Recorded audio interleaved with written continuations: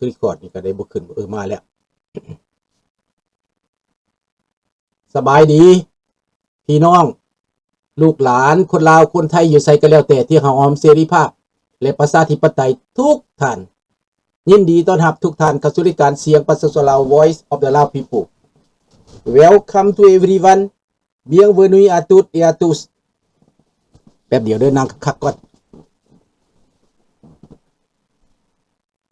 ยินดีต้อนรับทุกท่านเข้าสู่รายการเสียงประชาชนลาวสวัสดีครับสบายดี Good morning ขอห้องเพลงชาติก่อนเนาะชาติลาวตั้งแต่เดิมมาขึ้นชื่อลือซาอยู่ในอาเซียนชาติลาวผูกพันไมตรีความสามัคคีฮักข้อมกันหากศาสตร์หากปฏิเทาหากเจ้าปกกิจกิสาภูมิมักความศาสนาแต่บูหันมาฮักษาดินแดนบ่ให้สัตว์ใดมาล้วนหาวีลบกวนหยาดแย่งสิ่งเอาภัยขึ้นเข่ามารู้วุ่นวายสู้จนตัวตายต้านทานศัตรูสวยเสือจูเลือดเนื้อเสื้อเผาฟื้นฟูกูเอาบันเทาถูกกันสบายดีไวยลักษณ์สบายดีดอจิก พี่น้องประเด็นในมื้อนี้ปูตินใกล้จะแพ้สงครามแล้วยูเครนตัดสินใจยิงโรงไฟฟ้าตัวเองมันอยู่ใส่โรงไฟฟ้าตัวเองจะเดี๋ยวจะบอกจะอธิบายเด้อ มีข่าวเดือดหลายอย่างหั่นแหละเดือดมันยูเครนเดือดอยู่ลาวก็เดือดอยู่ลาวนี่เดือดบ่อนใดเดือดบ่อนว่าในครั้งประวัติศาสตร์ที่พวกลาวแดงเห็นเจ้าหญิงประเทศญี่ปุ่นมาเยี่ยมยามเป็นครั้งทมิตรควันหลงยังเหลืออยู่พี่น้องเจ้าหญิงไอโกะนั้นมาเยี่ยมยามประเทศลาวเพราะว่าเป็นราชวงศ์คันราชวงศ์นี่ก็อยากเห็นห้องห้อยราชวงศ์อยากเห็นหลวงพระบางอยากเห็นวังเพราะว่าองค์มกุฎราชกุมารในสมัยเป็นองค์มกุฎราชกุมารก็ไปเยี่ยมยามพระเจ้าแผ่นดินญี่ปุ่นไปเยี่ยมยามพ่อแม่ของไอโกะสบายดีท่านประดิษฐ์สบายดีสมพรไปเยี่ยมยามและมีเกียรติศักดิ์ศรีสง่างามสมกันแท้ๆบ่ได้เอาอิตาสีตาสาบ่ได้เอาอิตามีตามาเดินเคียงข้างบ่ได้เอาควายมาเดินเคียงข้างควายตู้ย่างเคียงข้างก็บ่สมเกียรติเจ้าหญิงญี่ปุ่นแท้นี่สวยงามที่สุดเจ้าหญิงญี่ปุ่นนั่นน่ะเพราะว่าเป็นผู้หญิงบ่ทันได้แต่งงานบ่และก็สวยที่สุดลุงสุนทรก็ยังว่าสวยงามท่าทางสงบเสงี่ยมดีสมเป็นพระราชาสมเป็นเจ้าหญิงแท้ๆงดงามลุงก็ยังสะอ่อนนำงดงามนิสัยกิริยามารยาทดีแต่เสียดายที่เอาควายไปย่างเคียงข้างพระองค์ควายตัวนั้นควายที่มือเปื้อนเลือดควายที่เข็นขา5 วี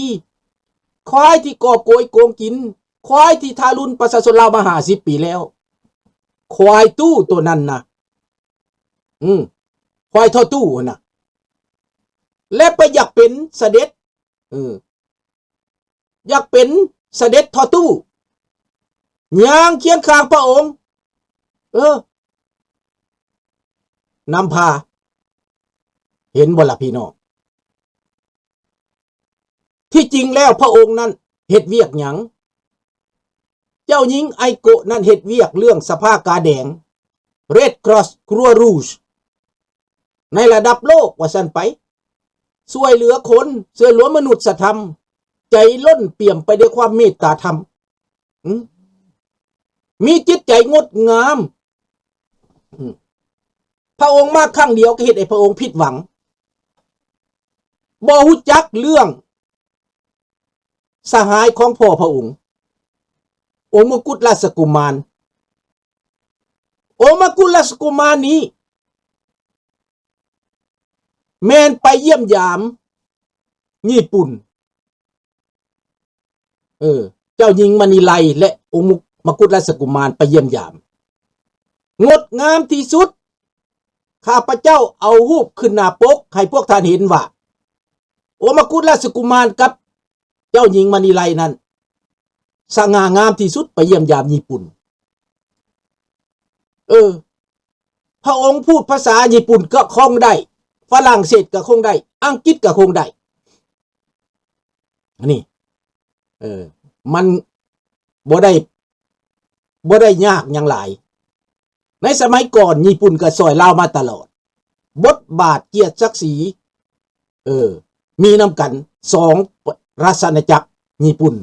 กับราชอาณาจักรลาวเมื่อก่อนงดงามแต่ครั้งนี้เป็นระบอบโจรสแกมเมอร์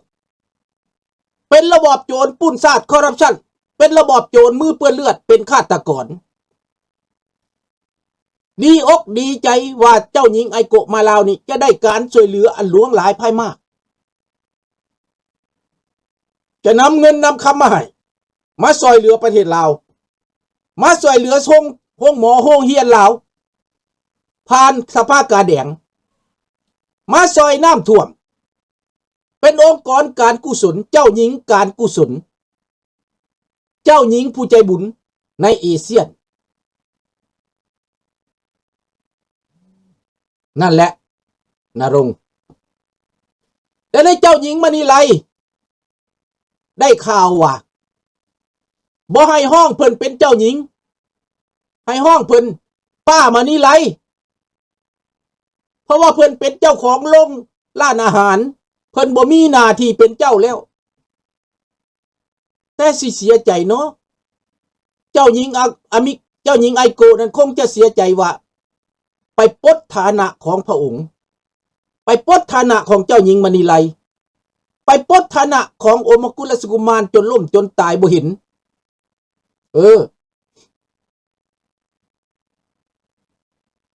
เดี๋ยวนี้พี่น้อง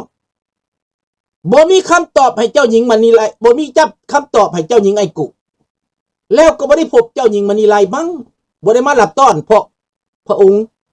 บ่ได้เป็นเจ้าแล้วเดี๋ยวนี้เพิ่นสถาปนานางควายตู้เป็นเจ้าเอาอีควายตู้เป็นเจ้าเอาเมียบักผาดเป็นเจ้าเดี๋ยวนี้ไปรับต้อนยกตัวเองขึ้นมาโอ้ยข้าพเจ้านี่บ่จักสิเว้าเลยเนาะยกเอาควายมาเป็นเจ้าหญิง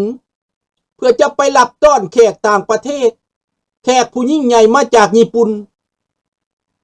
มันอุดสูที่สุดข้าพเจ้านี่ประเทศลาวนี่สุดอุดสูหุดสูพี่น้องคนลาวนอกประเทศคนลาวในประเทศพวกเจ้าคิดจังใดถ้าว่าจะเฮ็ดให้มันถูกต้องตามฮีตของประเพณีเจ้าหญิงญี่ปุ่นมาเยียบยามครั้งทำอิฐในประวัติศาสตร์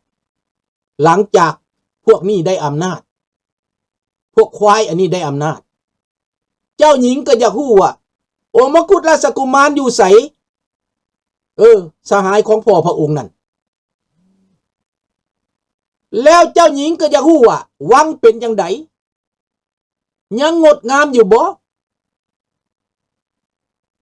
เป็นตาน้อยใจมันบ่นรงค์เป็นตาน้อยใจเนาะมีวังอยู่บ่ประเทศลาวยังมีวังอยู่บ่พระองค์ก็อยากรู้อยากได้แต่การช่วยเหลือนี้ให้เห็นวังได้บ่ก็บ่ให้เห็นอยากรู้จักว่าองค์มกุฎราชกุมารนี่ยังมีชีวิตอยู่บ่ก็บ่ตอบบ่มีคำตอบมืดมน8ด้านเดี๋ยวนี้พวกเฮาทุกคนลาวอยู่ในต่างประเทศให้ส่งจดหมายถึงญี่ปุ่นเรียกห้องว่าเจ้าหญิงไอโกะไปประเทศลาวเห็นซากศพองค์มกุฎราชกุมารอยู่บ่เห็นซากศพพระเจ้าแผ่นดินลาวอยู่บ่เห็นซากศพเจ้าหญิงมเหสีคำผูอยู่บ่เขียนจดหมายไปญี่ปุ่นเด้อพี่น้องเด้อส่งจดหมายไปญี่ปุ่นแล้วคนลาวในญี่ปุ่นก็ต้องทวงถามว่าเจ้าหญิงไอโกะไปลาวได้เห็นเจ้าชีวิตลาวอยู่บ่ เห็นองค์มกุฎราชกุมารอยู่บ่เนอะเดี๋ยวสิเขาไปหาหมอพรถ้าเป็นข้าพเจ้าเป็นรัฐบาลลาวข้าพเจ้าจะบ่เอาหมอพรไปเดือดานี่มาเด้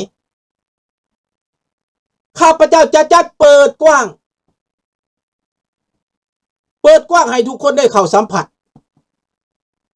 ให้พระองค์ได้ปราศัยต่อหน้ามวลชนให้เจ้าหญิงไอโกะได้ปราศัยต่อหน้ามวลชนอยู่เดินท่าหลวงเพื่อสร้างความหวังใหม่ให้เจ้าหญิงไอโกะได้ประกาศต่อหน้ามวลชนได้สปีชว่าซั่นไป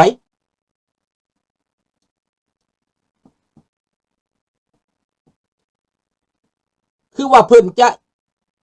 ะอยู่ไปถึงวันที่21ก็มันก็บ่พาไปดอกพอมื้อนี้วันที่20แล้วยังบ่พาไปมื้ออื่นก็กลับแล้วมันบ่พาไปดอกถ้าเป็นข้าพเจ้าเป็นนายกรัฐมนตรีหรือเป็นประธานประเทศข้าพเจ้าจะเสื้อเชิญเด็กหนุ่มลาวมาทั่วประเทศมาเต็มเดินท่าหลวงแล้วข้าพเจ้าจะให้เจ้าหญิงไอโกะไปพบประชาชนแล้วกล่าวคำปราศัยนี่นอกจากนั้นแล้วข้าพเจ้าจะจัดอยู่ในโฮลใหญ่ๆจัดอยู่ในบ่อนแต่งดองที่ว่าดังที่สุดในเมืองลาวนะร้านอาหารที่ดังที่สุด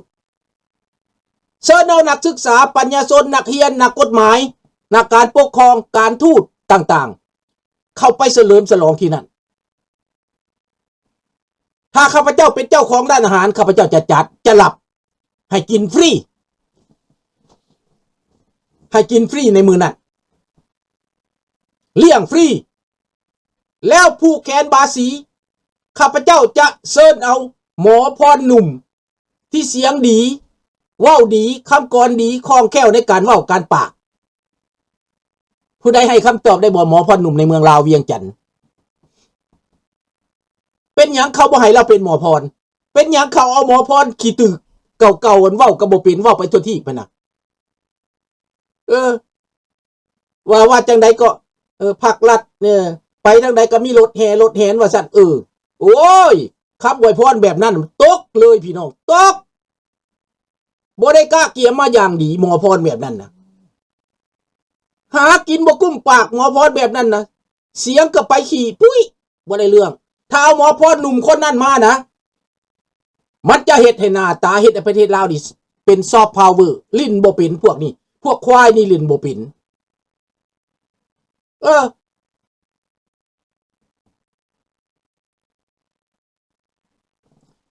เพิ่นเสด็จไปหาว่ามีแปลว่าหยังเนี่ยลุงไปหาไหว้บ่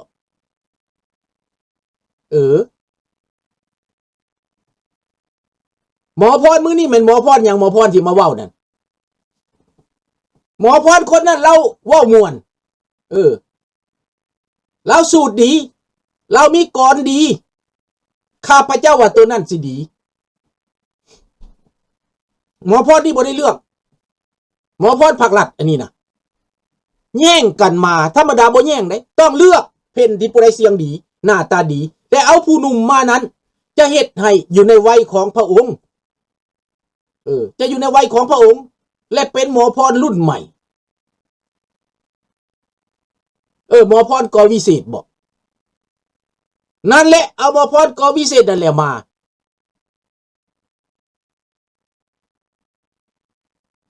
แม่นบ่ทัดต้อม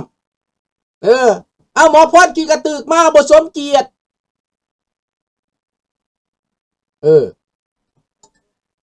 อันนี้แหละเฮาก็เห็นแล้วว่าแม้นแต่หมอพรก็ยังญาติกันคนดีคนถึงคนเว้าเป็น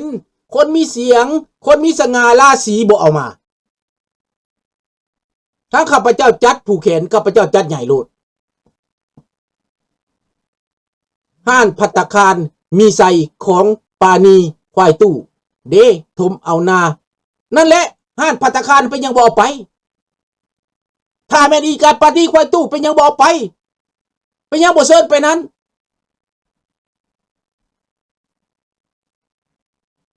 เห็นบ่ ไปภัตตาคารนั่น